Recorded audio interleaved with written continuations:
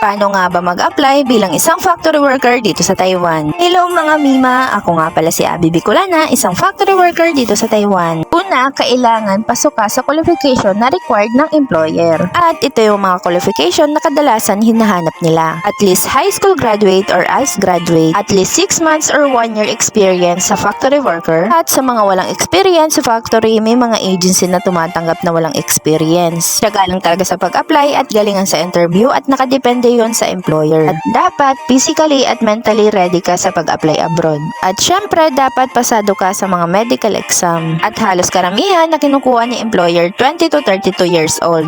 At yung iba naman, 20 to 35 years old. Depende sa hinahanap ng employer. At nakadepende pa rin sa employer kung ano pa yung mga katangian na hinahanap nila sa mga aplikante. At kapag pasok kayo sa qualification na hinahanap nila, ang susunod naman is ang pag-asikasa ng mga requirements. At ito naman yung mga requirements na hinahanap ng mga agency. At ilalagay ko din po ang mga ito sa comment section. At kapag okay na yung mga requirements mo at pasok ka sa general qualification, good to go ka na mag-apply sa mga legit na agency. At yung agency ko pala, Jedigal International Manpower Services. Pero guys, huwag kayong mag-focus sa isa lang na agency. May mga agency na online application at may mga agency din na walk-in. Mas maganda, mas marami kang applyan para marami kang choices. Yun lang, sana nakatulong. Salamat sa panonood!